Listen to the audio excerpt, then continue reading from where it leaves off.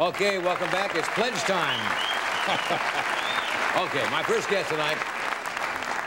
We have a nice gentleman with us tonight from Nashua, New Hampshire, who is almost 83 years old, and he was written up in the current issue of Yankee magazine. I don't know where you got your copy yet this month. But, I live right near there, though. No, a good write-up. They call him the King of the Cowbells, and he's described as the leading antique cowbell expert in the world. And a lot of you. Wonder how many there are.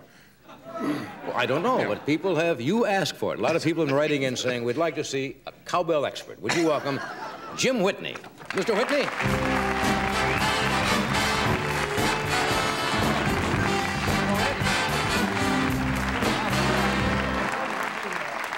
Good to see you. Well, it's great to be here. You don't seem anywhere near... Talk about a hick from the sticks, boy, you got him. Come on. Where's Nashua, New Hampshire? Where is it? It's well, it's in the southern part of the state. It's right a little ways from Lowell here. I live, Lowell. Yeah. Sure. Yeah. Well, they say that people up in those states live a long time, and you do not look anywhere near 80 years old or 82. Well, of course, it seems longer. You know that. Yeah, I bet. No, I don't know that yet, but seems like it tonight, but I know what you mean. Right.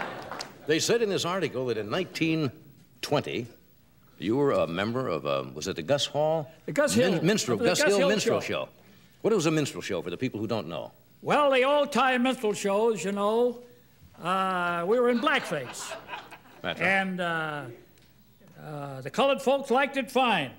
You know, we hear read articles about the old minstrel shows, and they said they made fun of the colored people. That's not so. It was just a part of the culture at that time, wasn't it? Yeah, it is a part of the culture, and it was a tribute, really, and reminiscence of the Old South. Right. And they all enjoyed it. Where'd you travel? All over the country? Well, I traveled mostly. I made the Canadian wheel with the big show, and we followed. At that time, the Al Jolson show was just ahead of us. Oh. And he'd leave, he'd play a week stand in a big city up there, and we'd come in the next week and talk about a tough act to follow. Mm-hmm. How would you like to follow the Al Jolson show? I wouldn't want to follow that show. He was, they say, the world's greatest entertainer. And all we had was men, all a male chorus. Right. And all these old minstrel shows were pretty much alike. You see, we had quite a standard format. All we could do is. The first part, all minstrel shows were in two parts, as some of you remember. The first part, and what we call the olio. Now, the first part, of course, we'd all be around in a circle with the band behind us. Yeah. And the fellow in the center was the master of ceremonies, you might say. He was the interlocutor. Interlocutor, right. And we'd have an opening, and the hoofers would come on dancing and play the opening numbers. And then they'd introduce the end men, and they'd come in and he'd talk to the end men tell their jokes, and then he'd say, so-and-so will sing this song. Right.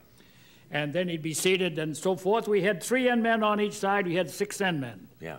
But not a woman in the cast, huh? Not a woman in the cast. All male show. Didn't that get lonesome when you're traveling on the road? It sure did. Yeah. Boy, oh boy.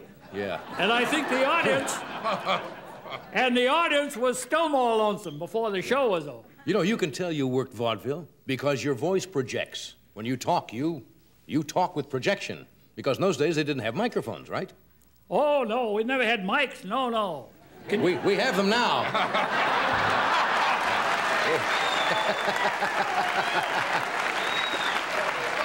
Oh, I like that.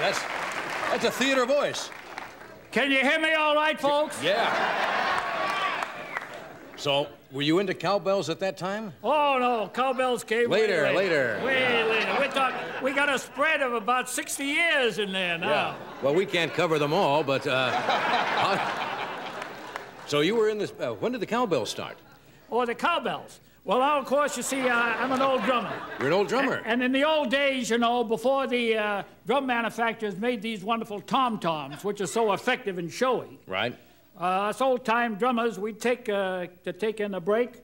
Right. We'd take the breaks with the cowbells and woodblocks. Right. It was great staccato effect, but the audience didn't appreciate it. Give them a woodblock, Eddie, so they'll see what that's a woodblock. Atta boy, yeah. Yeah. Atta boy.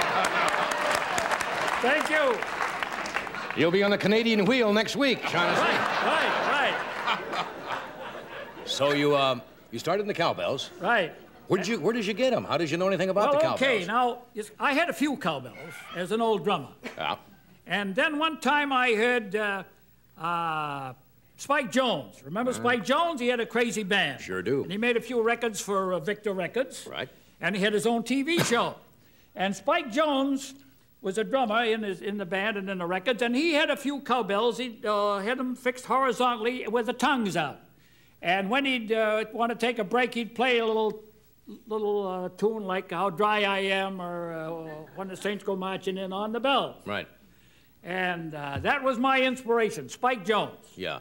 Now, the article said you have the finest collection, one of the finest collections of cowbells in existence. Probably it is. Probably it took me 10 years to do it, and I keep collecting them. I'm still collecting them. Yeah. How do you tell a good cowbell from a bad cowbell? That's my trouble.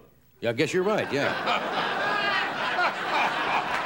Well, I guess it would be, yeah, but in case I was looking for one, how would I know, Jim, whether it was a good cowbell or not? It was the tone, the timbre, the resonance? You'd ring it. You'd ring it. That, for and, of course, you put the... and if it doesn't ring, bad cowbell. And then also, right. And also, you see, of course, every cowbell has a strike tone. We all know what that is. And then the hum tone, where if it keeps on humming, right?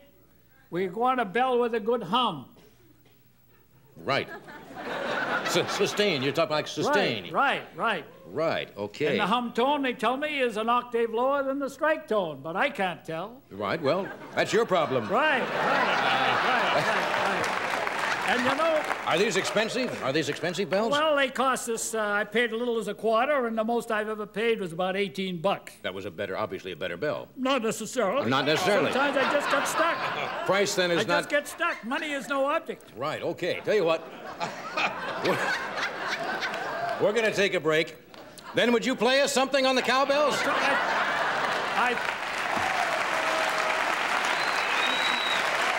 That's theater. Okay? Never ask. We'll do the commercial first. We'll be right back with Jim. We'll see whether they want to... When you're working on your American dream, you want it to last forever. Anderson has helped build American dreams for over 75 years with